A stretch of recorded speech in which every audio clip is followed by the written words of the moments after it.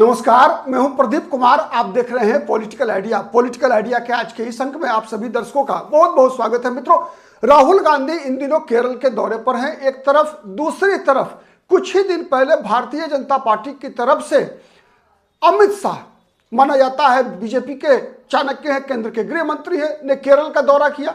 और साथ ही जो सीपीएम के नेता पिनराई विजयन भी राज्य के दौरे कर रहे हैं। और इन दिनों केरल में कुंभ का मेला भी चल रहा है। कहा जाता है कि 269 वर्षों के बाद केरल में यह कुंभ लगा है। मित्रों, केरल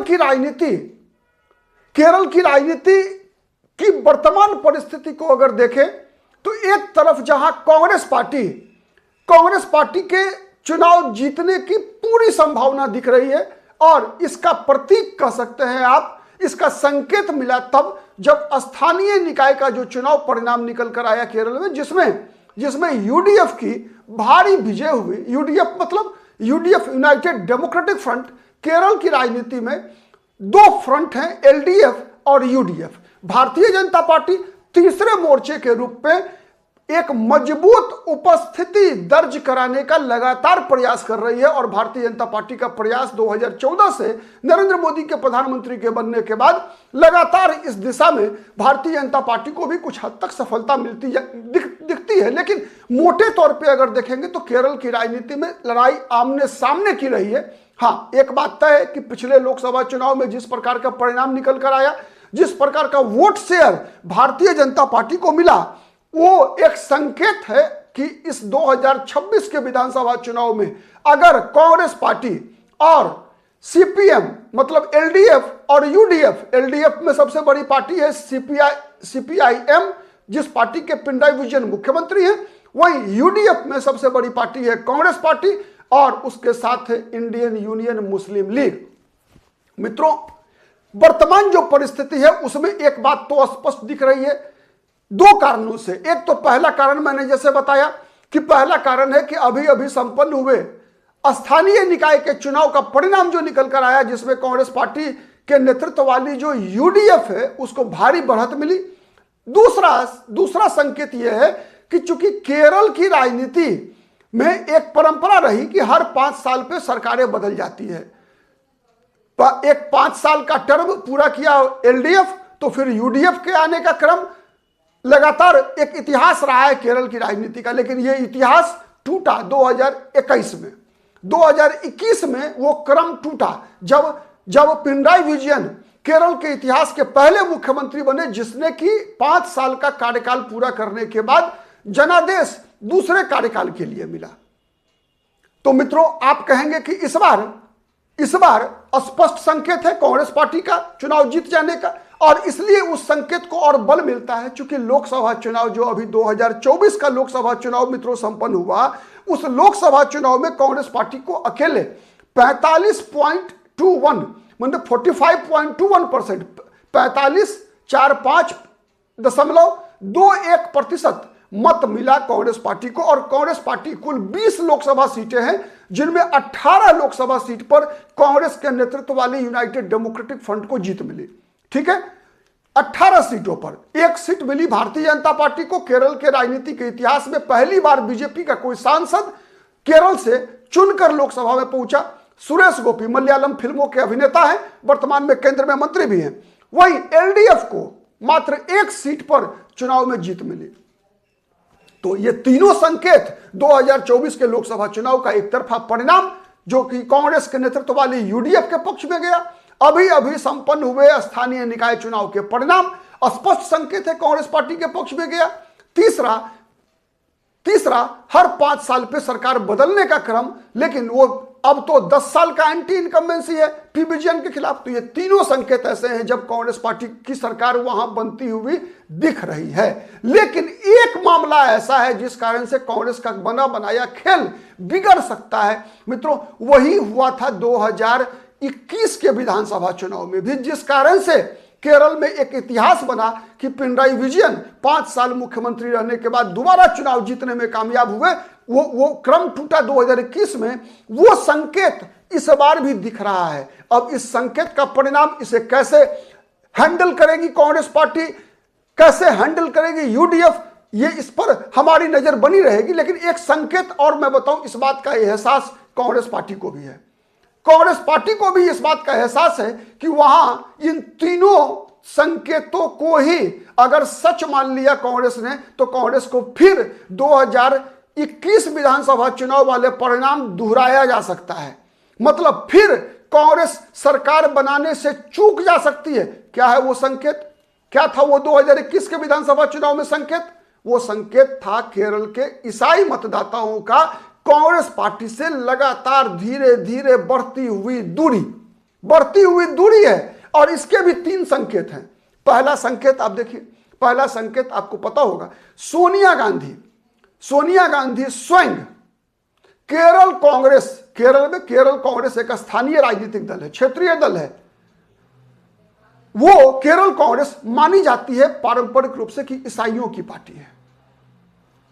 इसके प्रमुख पारंपरिक रूप से लगातार कांग्रेस पार्टी के साथ यूडीएफ में हुआ करते थे, लेकिन पिछले विधानसभा चुनाव के दौरान वो चले गए थे एलडीएफ में। वर्तमान में मंत्री हैं। चर्चा यह है कि वहां भी वो नाखुश हैं। तो सोनिया गांधी ने उनको फोन किया विगत दिनों कि अब आप आ सकते हैं तो आ जाइए यूडीएफ में। वहीं इस केरल कांग्रेस पर भारतीय जनता पार्टी की भी नजर लगी हुई है। मित्रों, केरल में ईसाई आबादी लगभग 19% है, 18.6% है ईसाइयों की आबादी। एक बड़ा वोट बैंक है, एक बड़ा गेम चेंजर है। 26%, 26.5, 26.60, लगभग 27 मान लीजिए, 27% आबादी लगभग मुसलमानों की है। और ये मुस्लिम आबादी लगातार आप कह सकते हैं 1977 से जितने भी विधानसभा या लोकसभा के चुनाव हुए कांग्रेस पार्टी के साथ रही है। कारण है उसका कि इंडियन यूनियन मुस्लिम लीग के साथ कांग्रेस पार्टी का गठबंधन है। और ये ईसाई मतदाता जो है केरल में अपने आप को मुस्लिम मतदाताओं के साथ विगत कई वर्षों से अपने आप को असहज महसूस करते हैं, कई कारणों से। उसमें सबसे बड़ा कारण है लव जिहाद। आपको मैं बताऊं, केरल ही वह राज्य था मित्रों जहां से ये लव जिहाद का जो टर्म इस्तेमाल होना शुरू हुआ। पहली बार केरल ही वह राज्य था जहां से लव जिहाद का ये जो थ्योरी है ना, इसकी शुरुआत हुई। ये ईसाई जो वहां जो माने ईसाई समुदाय है, उन्हीं लोगों ने ये वर्ड क्वाइन किया, लव जिहाद। मतलब ईसाई लड़कियों को मतलब मुस्लिम लड़के जो है नाम बदलकर ईसाई लड़कियों के साथ उनके साथ अफेयर करना और फिर उनका धर्म परिवर्तन कराकर फिर उसका प्रभाव तो चूंकि हिंदुओं पर भी था, लेकिन हिंदू इस मामले में ज्यादा लिबरल रहे हैं ईसाइयों की तुलना में। तो हिंदुओं ने जब इस शब्द का इस्तेमाल तब करना शुरू किया जब केंद्र में नरेंद्र मोदी की सरकार बनी। उससे पहले हिंदुओं ने नहीं कभी किया, लेकिन ईसाइयों ने भी इस शब्द का प्रचलन तब हुआ। शब्द शुरुआत हो गई थी तब ही जब मनमोहन सिंह प्रधानमंत्री थे। ईसाइयों ने ही, चर्च ने ही सबसे पहले इस शब्द को ईजाद किया था। तो और साथ ही आपको याद होगा मुंबपम, वो पंचायत मतलब क्षेत्र जहां से इस बार बीजेपी के उम्मीदवार चुनाव जीते, वो ईसाई बहुल क्षेत्र है। वहां के 500 परिवार की आबादी वाला इलाका है वो ईसाइयों का। वहां पूरे जमीन पर वहां वक्फ बोर्ड ने क्लेम कर दिया। ठीक है, तो वो तो मैंने एक लैंड जिहाद, लव जिहाद, जिसकी चर्चा मैंने पिछले वीडियो में भी किया था।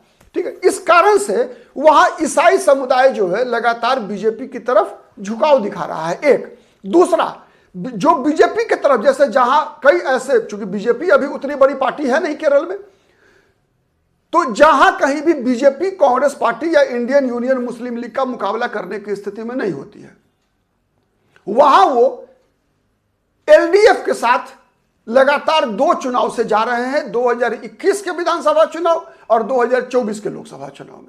यही कारण था मित्रों कि 2019 के लोकसभा चुनाव में कांग्रेस पार्टी ने, मतलब यूडीएफ ने 19 लोकसभा सीटें जीती थी। आपको याद, मैं बताऊं, थंपिंग मेजोरिटी थी कांग्रेस पार्टी को लोकसभा चुनाव में। 2019 के लोकसभा चुनाव में कांग्रेस को मिला 47.48% और 19 लोकसभा सीट 20 में एलडीएफ को मात्र एक लोकसभा सीट पर जीत मिली 35.29% वोट के साथ। लेकिन ठीक 2 साल बाद हुए विधानसभा चुनाव में, ठीक 2 साल बाद हुए विधानसभा चुनाव में पासा पलट गया। मतलब विधानसभा चुनाव में उन्हीं मतदाताओं ने सीपीएम को वोट दिया, एलडीएफ को वोट दिया। क्यों दिया? उसके भी एक कारण है। लोगों को, केरल के लोगों को यह अनुमान था क्या कि जब 2019 का लोकसभा चुनाव राहुल गांधी वायनाड मतलब अमेठी के अलावे किसी और अन्य क्षेत्र से भी चुनाव लड़ने के बारे में सोच रहे हैं, तो चर्चा ऐसी चली शुरू में कि राहुल गांधी ऐसे लोकसभा सीट से केरल में चुनाव लड़ेंगे जहां ईसाइयों की तादाद अच्छी है। लेकिन नहीं, राहुल गांधी ने चुना किसे? वायनाड को। तो इसकी भी एक प्रतिक्रिया है वहां।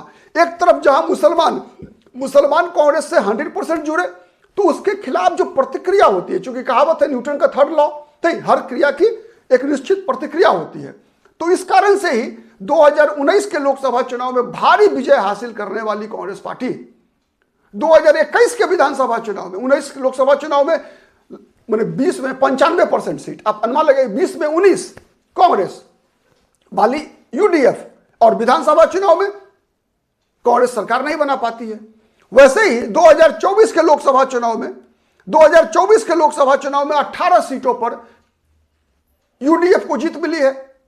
1 सीट केवल मिला है एलडीएफ को, 1 सीट बीजेपी को मिला है। तो क्या इस बार भी ईसाइयों की बेरुखी कांग्रेस पार्टी से पासा पलट देगी? क्या सीपीएम एलडीएफ फिर से वहां सरकार बनाने में कामयाब हो जाएगी, या फिर भारतीय जनता पार्टी कोई ऐसा करिश्मा करेगी कि बीजेपी वहां किंग नहीं तो किंग मेकर बन जाएगी? इन सब सवालों का जवाब तो मई महीने में मिलेगा, जब इन विधानसभा चुनाव, 5 राज्यों के विधानसभा चुनाव के परिणाम निकल कर आएंगे। आज के लिए इतना ही। बहुत बहुत धन्यवाद, नमस्कार। बने रहिए पॉलिटिकल आइडिया के साथ। अब तक यदि पॉलिटिकल आइडिया को सब्सक्राइब नहीं किया है तो प्लीज सब्सक्राइब कर लीजिए, और हमारा वीडियो यदि पसंद आता है तो प्लीज लाइक कीजिए, शेयर कीजिए, कमेंट कीजिए, जिससे कि अधिक से अधिक लोगों तक हमारी बातें पहुंच सके। आज के लिए इतना ही। बहुत बहुत धन्यवाद।